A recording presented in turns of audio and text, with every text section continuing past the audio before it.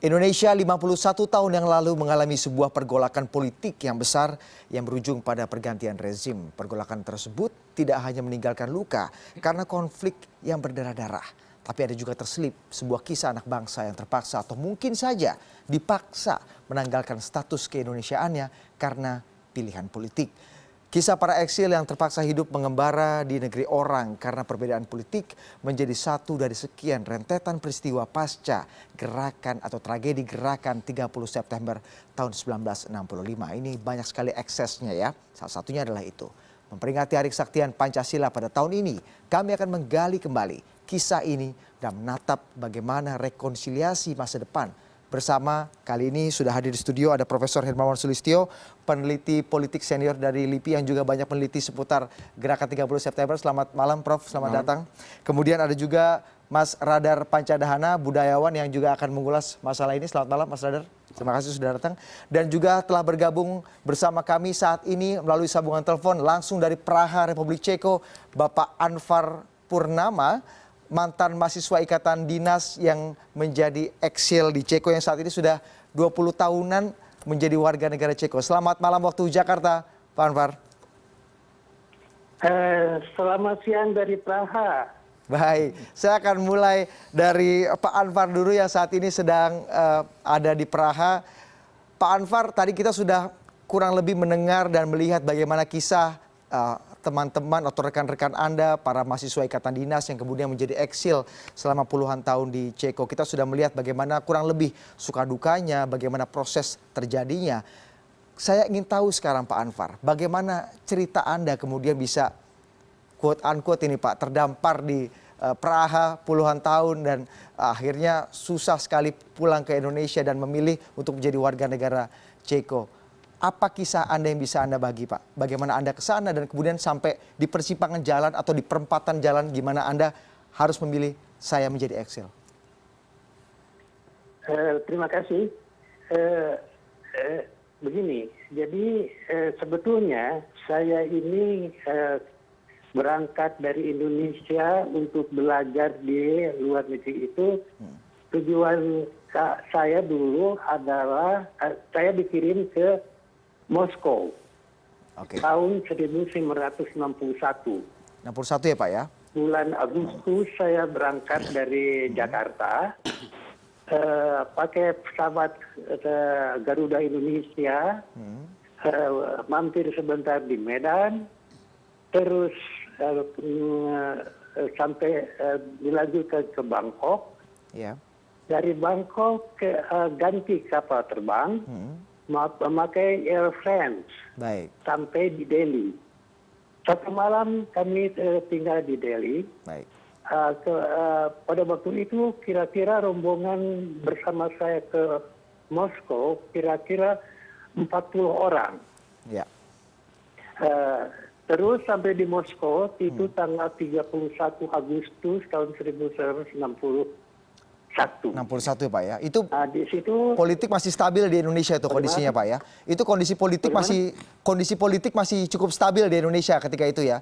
Pemerintahan Presiden Soekarno masih sangat stabil. Pak. Baik. Jadi pada waktu itu kita sedang bersemangat-semangatnya untuk mengabdi kepada tanah air dan dapat dukungan dari pemerintah. Baik. Jadi Karno, Pak Anvar untuk memperkaya katakanlah pengetahuan di luar negeri. Baik. Gitu. Oke, jadi saya boleh agak percepat Pak Anvar. Jadi Anda ketika itu sekolahnya di Moskow, tapi kemudian bagaimana ceritanya Pak Anvar sampai akhirnya Anda kemudian bisa menjadi eksil di Ceko itu? Bagaimana kemudian pergolatannya bisa persingkat Pak Anvar. Jadi pada waktu peristiwa tahun 65 itu, saya sedang belajar di Universitas Persahabatan Bangsa-Bangsa di Moskow. Oke. Pada waktu itu kami sangat terkejut sekali ada kejadian di Indonesia itu. Yeah. Pada waktu itu komunikasi sangat sukar. Jadi kami dengan teman-teman dari negara lain yang dari Afrika yang punya radio, kami selalu mendengarkan dan teman-teman itu selalu memberi informasi apa yang terjadi di Indonesia. Baik. Ternyata bahwa di situ ada usaha-usaha untuk mengkut, gitulah katakannya, terhadap Presiden Soekarno. Baik. Begitu. Jadi kemudian, oke, bagaimana ceritanya sampai akhirnya Anda kemudian dipaksa untuk meninggalkan atau menanggalkan kewarganegaraan Anda? Prosesnya seperti apa, Pak? Apakah Anda dipaksa ataukah Anda ditanya apakah Anda mau tetap bergabung dengan Indonesia atau menjadi eksil? Pak. Dipaksa. Dipaksa dengan catatan bahwa setelah pergantian itu KBRI di Eropa ini itu memanggil kami. Itu tahun berapa, Pak Anwar? Boleh dikasih tahu lagi? Bagaimana? Itu tahun berapa kejadiannya? Bagaimana? Itu tahun berapa, Pak, kejadiannya, Pak? 65 itu. Setelah 65 Langsung ya, itu, tahun 65, betul. Kami dipanggil sama kedutaan dan diminta supaya kami mendukung itulah pada waktu itu Jenderal Soeharto kan. Iya. Kami menolak. Oke. Akhirnya kami mau memperpanjang paspor tidak diberi. Apa alasan Anda menolak, Pak, ketika itu? Apakah Anda pengikut Soekarno atau mungkin Anda memang dianggap betul sebagai pengikut komunis misalnya? Apa kemudian alasan Anda menolak? Itu bisa dua-duanya. Karena pada waktu itu golongan komunis dan golongan Bung Karno itu bersatu. Ya. Bersatu. Jadi mereka menganggap yang kami tidak mau mendukung Soeharto itu dianggap kami pro komunis gitu. Itunya. Konsekuensinya Anda sudah tahu, Pak, ketika Anda tidak mau mendukung pemerintahan Presiden Soeharto atau Jenderal Soeharto ketika itu, mungkin belum menjadi presiden waktu itu, Pak ya. Tapi Anda tahu konsekuensinya yang akan Anda terima ketika Anda tidak mendukung pemerintahan Soeharto misalnya. Iya. Jadi kami melihat bahwa perkembangan politik pada waktu itu sudah memberikan gambaran bahwa ini sesuatu yang tidak manusiawi, ya. Sebab selama 65-66 itu kita ikuti terus. Ternyata kita harapkan supaya ada yang membela Bung Karno pada waktu itu, tapi ternyata tidak ada. Dan lama kelamaan kekuatan Soeharto sehingga dia menjadi bukan sebelum jadi presiden itu, itu kelihatan sekali bahwa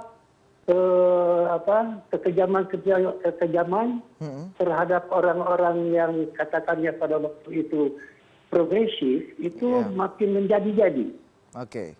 Ya, dan tidak ada urusan-urusan dengan bagaimana kalau katakanlah bahwa kami itu bersalah atau kawan-kawan kita di Indonesia itu bersalah, seharusnya kan ada proses pengadilan. Ternyata di sini tidak ada. Jadi kami sudah mengambil kesimpulan bahwa rezim ini itu adalah rezim yang menuju kepada diktaturan militer. Pak Anwar, ketika itu didatangi oleh petugas dari kedutaan dan harus memilih, Pak, itu ada prosesnya seperti apa, Pak? Apakah ada screening dulu ataukah memang Anda ditanya-tanyai ideologi Anda apa, seberapa dekat Anda misalnya dengan komunis atau mungkin dengan Soekarno gitu, seperti itu?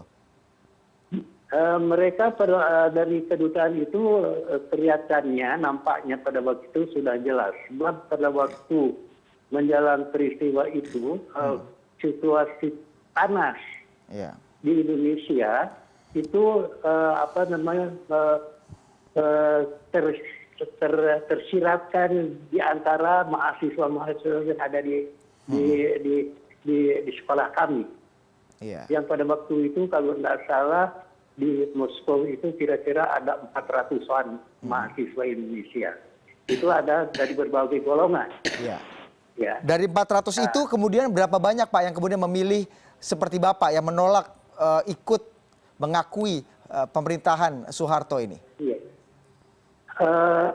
Yang mengikuti itu banyak juga, tapi terutama yang di Universitas Persahabatan Bangsa-Bangsa itu kelihatannya pada waktu itu kira-kira 3/4-nya itu melawan, nggak mau.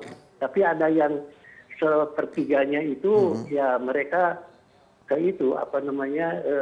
mendukung pemerintahan yaitu rezim Soeharto pada waktu itu. Ketika yang sedang naik. Pak Anwar, ketika Anda kemudian diminta untuk memilih, pasti Anda sudah tahu konsekuensinya gitu Pak ya. Anda harus menanggalkan keindonesiaan Anda. Apa yang paling Anda rasakan ketika Anda harus menanggalkan atau memilih sikap politik Anda tidak mengakui pemerintahan Soeharto? Apa yang langsung atau dampak yang paling terasa yang Anda rasakan pada saat itu? Iya, ini artinya saya harus mengambil konsekuensinya, terutama dengan hubungan dengan keluarga, ya. Iya.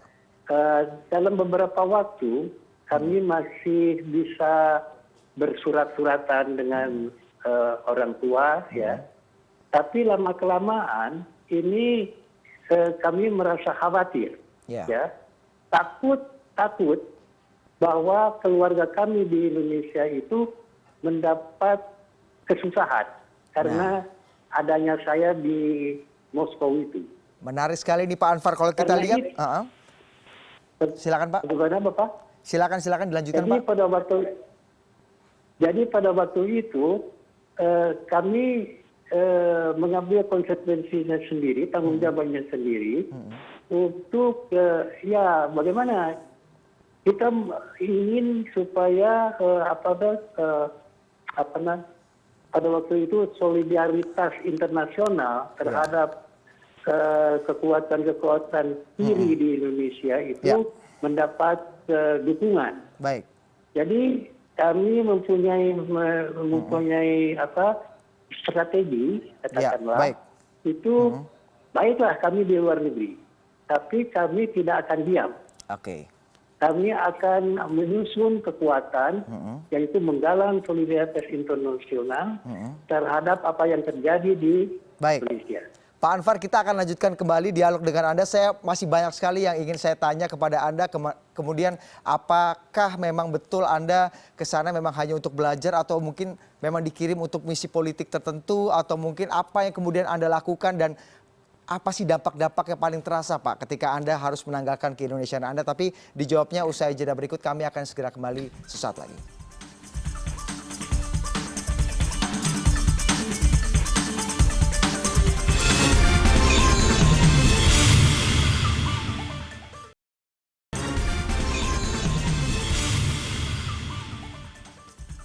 Anda masih bersama kami dan sebelum saya akan ke Prof Kiki dan ke Bung Radar, saya masih akan ke Pak Anwar Purnama yang saat ini ada di Praha. Pak Anwar, mungkin bisa diceritakan kepada kami, Anda kemudian waktu itu dipaksa atau diminta untuk memilih mengikuti atau mengakui pemerintahan Soeharto atau Anda harus menanggalkan keindonesiaan Anda. Keterbatasan apa yang kemudian Anda alami ketika Anda memilih untuk tidak mengakui atau melepas kewarganegaraan Indonesia Anda? Ya pada waktu itu karena kewarganegaraan saya sudah dicabut katakannya karena saya minta supaya memperpanjang paspor kemudian tidak diterima, tidak diperpanjang. Saya itu sekarang menjadi orang tanpa kewarganegaraan istilahnya itu. Iya, stateless ya Pak. Tapi pada waktu bagaimana? Stateless ya Pak ya? Jadi, iya. Jadi pada waktu itu kami dilindungi oleh pemerintah Uni Soviet, ya. Jadi di situ kami bisa terus belajar sehingga tamat begitu. Kemudian juga ya keadaan sosial kami sedikit terjamin, ya. Jadi dalam soal ini kami tidak mempunyai kesukaran. Ya. kemudian karena saya itu termasuk aktivis ya. Jadi tadi saya sudah bilang bahwa bagaimanapun kita ini di luar negeri, tapi kita harus bergerak ya dengan cara-cara yang kita bisa jalankan. Kita untuk menggalang itu solidaritas dari teman-teman di luar negeri terhadap supaya teman-teman di luar negeri ini melihat apa yang sesungguhnya terjadi di Indonesia. Jadi meskipun sudah kehilangan kewarganegaraan tapi tetap berjuang untuk bisa menjelaskan paling tidak ke dunia internasional apa yang terjadi ini Pak ya. Iya, begitu kira-kira. Baik Pak Anwar. Kemudian itu ya kami di tahun 72 saya diminta sama teman-teman untuk pergi ke Praha. Ya. Pada waktu itu di Praha ada banyak organisasi demokratis yang berpusat di Praha. Baik. Ya. Saya diminta atau ditugaskan begitu untuk ke Praha dan menemui teman-teman. Baik. Sama-sama penderitaan dari peristiwa 65 itu. Baik, jadi Anda kemudian akhirnya tinggal di Praha dan akhirnya menjadi warga negara Ceko ya Pak. Pak Anwar ditahan dulu komentar Anda. Itu dulu ya bekerja dulu gitu ya. Pasti. Kemudian di Praha ini terjadi pergantian rezim kan. Baik, betul. Baik Pak Anwar. Jadi waktu zaman sosialisme ini saya masih tetap tanpa kewarganegaraan. Baik, siap. Baik Pak Anwar ditahan dulu, saya akan ke Profesor Kiki. Prof, kalau tadi kita melihat apa yang dialami oleh Pak Anwar dan rekan-rekannya, mungkin ribuan mahasiswa Ikatan Dinas yang waktu itu harus dipaksa memilih seperti itu. Konteks situasi politik nasional ketika itu, kenapa sih Prof? Apa yang membuat kemudian pemerintah harus memaksa mahasiswa yang dikirim ke luar negeri untuk harusnya dikasih insentif untuk kembali ke Indonesia dan membangun Indonesia misalnya, itu dipaksa harus memilih gitu Prof? Situasinya seperti apa? Anda bisa gambarkan? Sejarah itu milik pemenang pertarungan politik. Jangankan dalam hal status, dalam hal kondisi politiknya yang betul-betul dikuasai oleh pemenang. Dan ini bukan win-win solution. Pertarungan politik dalam sejarah itu selalu sifatnya zero sum game. Kalau penambahan kekuatan pada satu kelompok itu berarti pengurangan secara proporsional pada kelompok yang lain. Sehingga penguatan rezim yang baru itu bisa dilakukan semata-mata dari penguatan rezim itu sendiri, sehingga otomatis kelompok lawan yang kalah itu akan berkurang, atau sebaliknya menggerogoti sumber kekuatan lawan-lawan ini sehingga kelompok yang menang ini akan bertambah. Berarti para mahasiswa eksil ini atau mahasiswa dianggap sebagai bagian dari ancaman bagian dari itu. Seberapa mengancam sih Prof kondisinya ketika itu? Mereka kan ini pelajar-pelajar padahal. Ini aja yang dia ingat, misalnya Pak Anwar ingat kan 400 orang. 400 dengan kemampuan di atas rata-rata orang Indonesia pada masa itu loh. Betul. Itu tidak main-main. Mayoritas kiri lagi ya? Iya, tidak main-main. Artinya untuk orang kayak kasus misalnya GAM, ya, itu berapa orang yang di luar negeri yang eksil kayak begitu, itu bisa bikin susah kok pemerintah pusat. Ya. Dan belakangan ini OPM, gitu, kasus Papua, itu yang di eksil itu cuma berapa orang, tapi karena kebebasan di luar, karena macam-macam. Tapi yang menarik bagi saya begini ya. Gimana, Prof? Mempunyai kewarganegaraan itu merupakan gender ketiga. Anda tidak bisa tidak menjadi laki-laki atau tidak menjadi perempuan. Kalau milih di tengah itu tidak diakui. Betul. Nah, punya warga negara ini adalah gender ketiga yang Anda harus punya. Harus punya. Harus punya. Agama belum tentu harus punya, tapi kalau kewarganegaraan harus punya. Saya ingat ada filmnya Tom Hanks itu, judulnya apa? Lupa, yang ketika dia ke Amerika pulang di bandara. Di terminal. Ya, di terminal. Iya. Di bandara kekuasaan berganti. Iya, stateless. Sehingga dia warga negara bandara itu gitu. Nah, yang jadi problem adalah dia nggak bisa keluar. Tapi kemudian yang menjadi pertanyaan, ketika itu rezim Soekarno berganti, kemudian masuk rezim Soeharto, kenapa mereka begitu takut dengan para mahasiswa ini sehingga mereka harus dipaksa untuk memilih gitu, Prof? Dalam konteks zero sum game itu tadi, jadi harus sapu bersih sehingga tidak ada unsur-unsur apapun yang bisa dipakai untuk menggerogoti rezim yang baru. Nah, ini terbukti tadi Pak Anwar bilang, ya kami nggak diam, kami menggerogoti. Yang menjadi problem adalah persoalannya kemudian di luar negeri itu kan kita bisa, kalau sekarang kan internet, kita komunikasi. Yang dulu sulit masih snail mail, masih ini brosur segala macam, tatap muka ya. Itu kerangka yang dibayangkan, kerangka perjuangan itu kadang-kadang cocok dengan perkembangan di Indonesia. Tapi ini sebetulnya nggak ada kaitannya. Sehingga mereka merasa punya kontribusi misalnya. Saya yakin kalau ditanya lebih lanjut, dalam proses 98 itu mereka akan merasa punya andil menggerogoti rezim Soeharto gitu. Padahal mereka terus berjuang di sana kabarnya. Iya, karena terus berjuang gitu. Sementara kita yang di sini ini nggak pernah ngalamin ada kontak, nggak pernah ada itu gitu loh. Dan sejarah itu ditentukan oleh kelompok yang menguasai media-media seperti ini dan pemenang politik. Oke, jadi memang mereka ini dianggap meskipun banyak tidak hanya Pak Anwar, tapi yang lain-lain menganggap bahwa kita mau belajar benar-benar kok segala macam, kita harus memilih dan akhirnya kita stateless dan harusnya Indonesia mendapatkan manfaat yang banyak dari kita. Jangankan yang sekolah di luar, yang di Indonesia aja nggak paham apa yang terjadi kok. Baik, saya akan ke Pak Radar. Kalau kita melihat dalam konteks memperingati 51 tahun peristiwa gerakan 30 September, kita memperingati Hari Kesaktian Pancasila. Melihat apa yang dialami oleh saudara-saudara kita, para mahasiswa eksil ini, apa bisa Anda komentari, Pak Radar? Ya, sebenarnya kalau dikaitkan antara dua hal yang Anda sebutkan itu, saya nggak menemukan hubungan positifnya atau relasi positifnya antara kesaktian Pancasila sama eksil itu. Apakah eksil itu menunjukkan bahwa itu Pancasila sakti? Ya kan, ketika kita bisa memberantas PKI itu kita menunjukkan Pancasila sakti. Ya harusnya Pancasila sakti itu dibuktikan pada masa sekarang ini kan. Kalau misalnya terjadi korban sengaja atau tidak sengaja, yang mengakibatkan beberapa orang, ratus ribu orang itu mengalami pengasingan dari kehidupan sosiokultural yang sebelum itu, kita harus bertanya-tanya. Justru bertanya-tanya pada Pancasila itu.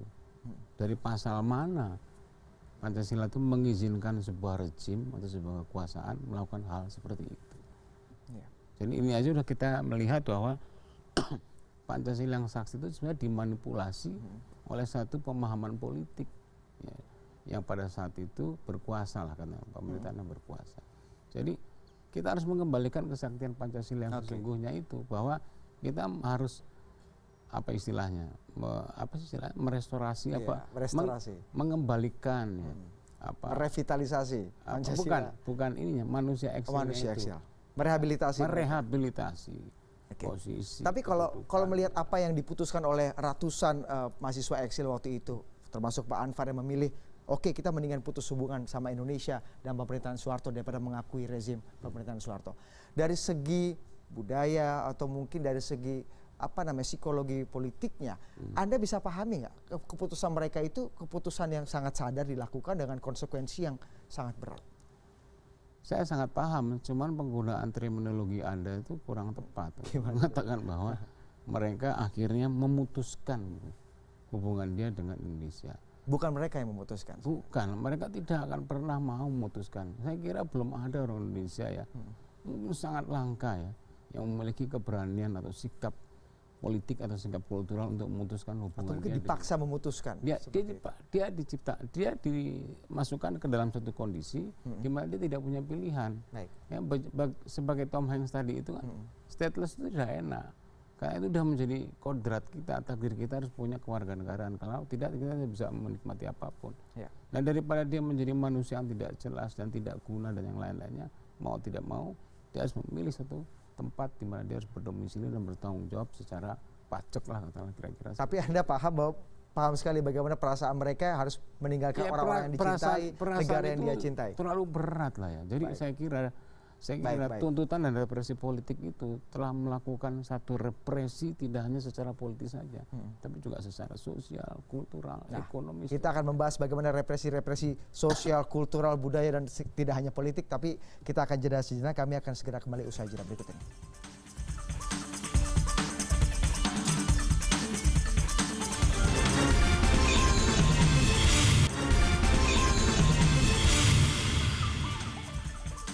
Tadi Profesor Kiki sudah sedikit membahas bahwa memang sebenarnya ini adalah cara pemerintahan atau rezim baru yang ketika itu berkuasa untuk menghabisi atau mengurangi kekuatan rezim lamanya, salah satunya dengan menggerogoti seperti ini, Prof ya. Berarti kan mereka dianggap sebagai orang-orang yang quote unquote berbahaya bagi rezim baru. Anda menganggap, Pak Anwar, Anda menganggap bahwa diri Anda dan juga rekan-rekan mahasiswa yang saat itu ada di luar negeri bersekolah, baik-baik Pak, sekolah, menuntut ilmu, itu berbahaya Pak bagi rezim Soeharto? Anda merasa seperti itu? Saya kira barangkali ada betulnya, ya, kalau dilihat dari segi timbangan kekuasaan itu, mereka memang sangat takut sekali sama kami ini di luar negeri ini, ya, karena rezim Soeharto itu tahu bahwa di belakang kami ini bersama-sama itu seluruh gerakan demokratis sedunia itu mendukung kami, ya. Jadi dalam hal ini saya bisa mengerti bahwa rezim Orde Baru itu sangat tidak suka sama kami, ya. Tapi apa boleh buat, ya, itu sudah nasib atau konsekuensi kami harus melawan. Baik. Ya, apakah itu akhirnya? Tapi alhamdulillah lah, kira-kira sehingga saya masih merasa senang atau bersyukur bahwa saya masih umurnya sudah hampir lanjut ini masih bisa menyaksikan bagaimana lengsernya Soeharto dan rezim Orde Baru itu. Apa yang Anda rasakan dan kawan-kawan lakukan Pak apa yang Anda rasakan ketika itu melihat rezim Soeharto tumbang salah satunya oleh gerakan politik Profesor Kiki di sini misalnya. Apa yang kemudian Anda rasakan dan kawan-kawan rasakan ketika itu Pak? Suasana kebatinan apa yang waktu terjadi? saya di Praha, sudah di Praha itu, ya, sudah di Praha ada pergeseran rezim itu sering berdatangan pemuda-pemudi dari Indonesia datang ke Praha. Baik. Itu anak-anak muda yang belajar di Jerman segala macam, mereka jalan-jalan ke Praha. Baik. Waktu kami kontak dengan mereka itu kok saya sangat kaget. Loh, ini anak-anak muda ini, teman-teman muda itu juga mereka itu tidak suka sama rezim Soeharto. Terus kami mempunyai kesimpulan bahwa ini rezim ini tidak akan lama. Baik. Ya. Baik, Pak Anwar. Kekuatan muda ini ternyata itu ada gitu.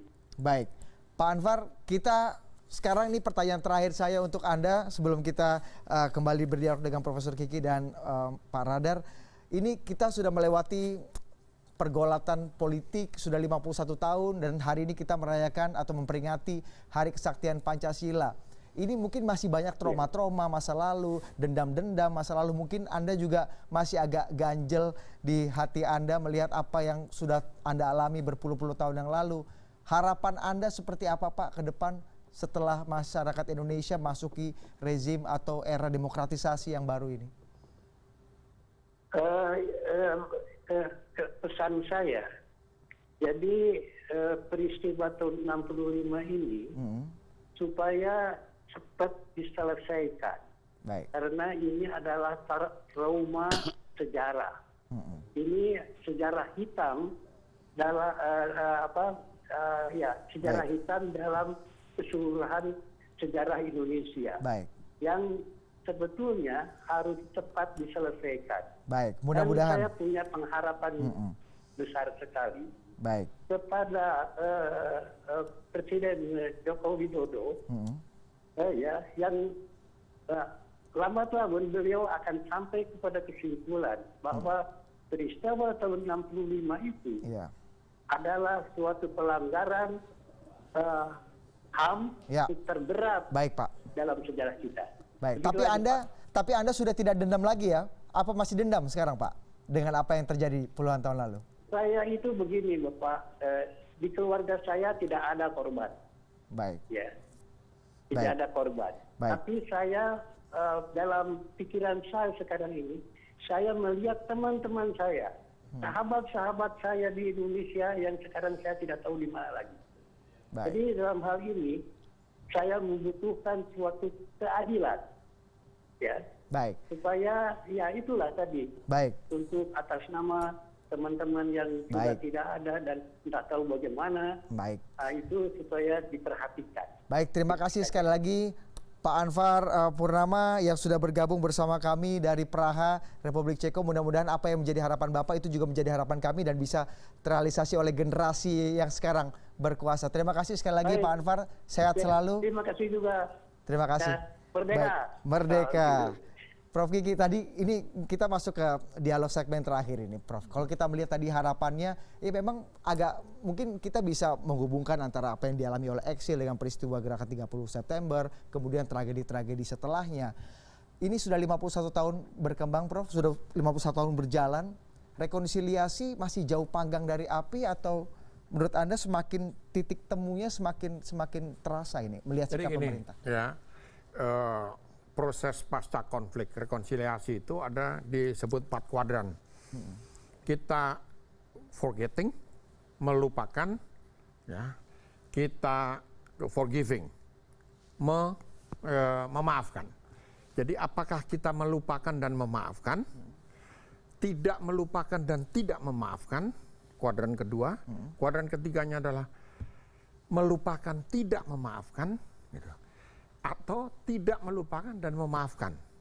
Nah, bagi saya kalau kita bercermin dari proses-proses yang relatif berhasil di Afrika Selatan dan di Kamboja misalnya kayak Itu berhasil lumayan, Prof. ya, itu kuadran keempat yang kita ambil.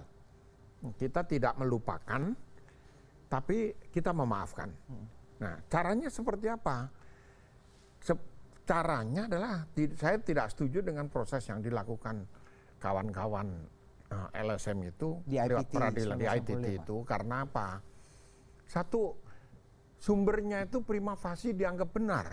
Contoh, filmnya Anwar Congo, Jagal. Itu bohong 1000% kalau saya. Saya 20 tahun meneliti kasus 65 ya. Betul. Pertama, tidak ada laporan pembunuhan massal dari Medan yang sebanyak itu yang dia ceritakan. Yang kedua, umurnya Anwar Congo itu berapa? Saya kok lihat wajahnya nggak mungkin di atas 70. Nah, padahal jagal-jagal itu nggak ada yang sekarang itu umurnya di bawah 70. Gitu. Yang ketiga, dia bilang dengan teknik pembunuhan pakai tali. Saya 20 tahun meneliti tahun 65 itu nggak ada itu pernah saya baca satu pun, semua pakai golok, pakai Dan pentungan. itu akhirnya dijadikan referensi sebenarnya. Dijadikan untuk kawan-kawan. referensi. Dan yang paling parah adalah pakai mabuk-mabuk, pakai Johnny Walker, pakai Ya, baik. Black Label, Baik. yang tidak ada di Medan. Dan di atas segala-galanya dia bilang mendapat inspirasi Ya. dari Jadi- Godfather-nya Mario Puzo. Godfather itu dibikin film tahun 72. Bagaimana membunuh tahun 66. Jadi menurut Anda Berapa- dari proses untuk menuju quote-unquote rekonsiliasi itu semuanya salah? Salah. Proses-prosesnya itu salah? Karena apa? Jadi kalau bagi saya rekonsiliasi adalah memaafkan, PKI harus baca buku, ex-PKI itu harus baca seluruh laporan Mahmilub. Yang 2 seri pertamanya itu diterbitkan tanpa diedit oleh TNI Angkatan Darat. Dan bisa diakses? Bisa diakses. Ya. Dan ini diakui sendiri, Cornell Paper itu salah. Baik. Ini pengakuan Ben Anderson tertulis loh ke saya. Baik. Gitu. Nah, tapi dengan pengakuan seperti itu, lalu kejujurannya di mana? Dibuka semua dokumennya. Itu ada itu di kantornya Ben Anderson itu. Jadi harusnya semua dibuka, kemudian akhirnya proses itu berjalan dan akhirnya baru kita sampai tahap memaafkan itu, Prof. Iya, jadi kita tahu. Baik. Misalnya angka 78.000 yang dibunuh itu. Itu dari mana? Itu yang bikin itu Komandan Kodim Kediri dan Ma'rufin. Jadi, salah satu algojonya. Jadi sepertinya masih jauh, Prof. Proses rekonsiliasi masih sangat Tanya jauh. saya lah. Saya tahu semua dokumennya kok. Jadi Gimana? bagi pemerintah dan juga aktivis-aktivis LSM yang kemudian ingin masuk ke tahap baru rekonsiliasi, Prof Kiki harus diajak ngobrol untuk masalah ini. Terakhir, Mas Radar, kan kalau tadi kita lihat prosesnya masih berantakan, tapi paling tidak niatnya sudah terkumpul atau terkulminasi belum sih, Mas Radar? Belum lah. Ya belum lah, karena peristiwa politik semacam ini adalah semacam pengulangan sejarah ya, l'histoire se répète, yang terjadi di berbagai dunia yang lain. Jadi prinsip zero sum game dalam pergantian rezim itu di mana-mana terjadi. Dan setiap ada pergantian rezim dengan cara zero sum game itu pasti akan menimbulkan luka, dendam dan tidak habis-habisnya. Sepanjang sejarah peradaban manusia terjadi seperti itu. Dan apakah tinggal persoalannya kita mau memelihara luka itu atau tidak? Atau mau mengulanginya lagi atau tidak? Nah kalau saya pikir luka itu kan jadi traumatik kan, nggak usah dipelihara, dituntaskan, dan jangan ulangi lagi, jangan lagi ada pergantian rezim seperti itu lagi. Masih yang terjadi seperti di Turki sekarang, di Mesir, di mana-mana itu masih terjadi di zaman hari gini, gitu. Kita nggak bisa mengulangi. Nah cara kita tidak memelihara itu, saya kira pernah saya utarakan di sini juga. Buka saja seluruh fakta dan dokumen yang ada itu. Mari kita baca bersama. Lalu kita nilai bersama secara objektif dengan pihak yang netral dan yang lain-lain atau orang yang tidak terlibat gitu ya. Dari situ kita bisa membuat keputusan-keputusan. Dan upaya itu belum ada. Belum ada lah, karena nggak ada terbukaan karena masing-masing masih menyimpan psikologi dendamnya ini. Nah kalau politik berlangsung dengan psikologi yang semacam itu, dia tidak akan mendapat kebaikan, terutama untuk masyarakat secara umum. Baik, mudah-mudahan Hari Kesaktian Pancasila hari ini, Profesor dan juga Pak Radar, bisa menjadi titik tolak baru lah untuk kita menghadapi atau bisa masuk ke gerbang rekonsiliasi yang semua kita harapkan bersama. Terima kasih sekali lagi Prof Kiki, Mas Radar atas perbincangannya malam hari ini.